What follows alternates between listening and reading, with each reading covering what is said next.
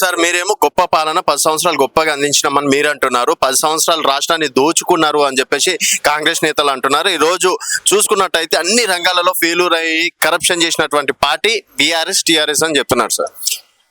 అది అడ్మినిస్ట్రేషన్ పైన అవగాహన లేని వ్యక్తులు మాట్లాడే మాటలు ఇవన్నీ. ఎక్కడైనా ఒక రాష్ట్రానికి ముఖ్యమంత్రి అయిన వ్యక్తి ఎక్కడ నుండి సంపద సృష్టించాలి, వెల్ఫేర్ స్కీమ్ ఎక్కడ ఖర్చు పెట్టాలి, రాష్ట్రాన్ని ముందుకు ఎట్లా తీసుకెళ్లాలి, దీన్ని రెట్టింపుగా ఇన్కమ్ సోర్సెస్ ఎట్లా తయారు చేయాలి, గ్రామీణ ప్రాంతాల్లో రైతులు ఎట్లా ఆదుకోవాలి, ఇటువంటి పైన కాన్సన్ట్రేషన్ చేయాలి తప్ప అప్పుల కుప్ప అనేది మనం ఎన్ని ఇండెక్స్లు తీసుకున్నా మన రాష్ట్రం చిన్న రాష్ట్రం, 4 కోట్ల జనాభా ఉన్న రాష్ట్రము. మనం 28 రాష్ట్రాలలో 24, 25 స్థానంలో ఉంటాము వేరే వాళ్ళతో పోల్చుకుంటే. అప్పు అనేది స్పిన్ ఆఫ్ ఎకానమీ. అది కూడా తెలియని ముఖ్యమంత్రి ఉండడం అనేది మా దురదృష్టం, ముఖ్యంగా మా జనరేషన్.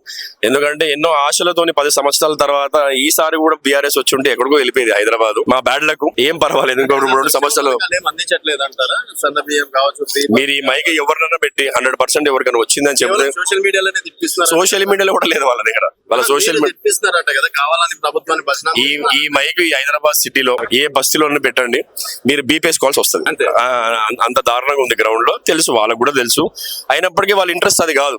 ఇప్పుడు ఉన్నాం మళ్ళీ వస్తామో లేదా అనే ఉద్దేశంతో దోచుకోవడం ఎట్లా అనే పద్ధతుల్లో ప్లాన్ చేసుకుంటున్నారు తప్ప అభివృద్ధి ఎట్లా చేయాలనే ఆలోచన లేదు గవర్నమెంట్. సంవత్సరం తర్వాత బీఆర్ఎస్ లో కేవలం 4 మిగులుతారు, మిగతా వాళ్ళందరూ కాంగ్రెస్ లకి వచ్చేస్తారు. నాకు చాలా ఇప్పుడు పోయిన వాళ్ళే రిటర్న్ వస్తామని గేట్ తొడుగుతున్నారు, డోర్ కొడుతున్నారు. మేమే ఓపెన్ చేస్తలేము గేట్లు. వాళ్ళ పరిస్థితి ఏందో తెలుస్తుంది.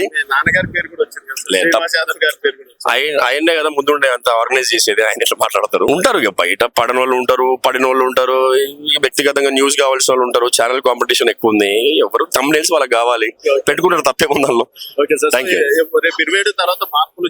లేదు, 27 తర్వాత మెంబర్షిప్ డ్రైవ్ ఉంటుంది. మెంబర్షిప్ డ్రైవ్ తర్వాత కమిటీస్ ఉంటాయి. కమిటీస్ తర్వాత అక్టోబర్ లో మా ప్రెసిడెంట్ ఎన్నుకోవడం ఉంటుంది. ఇవన్నీ వర్షా ప్రాంతంలో ఇవి జరుగుతుంటాయి.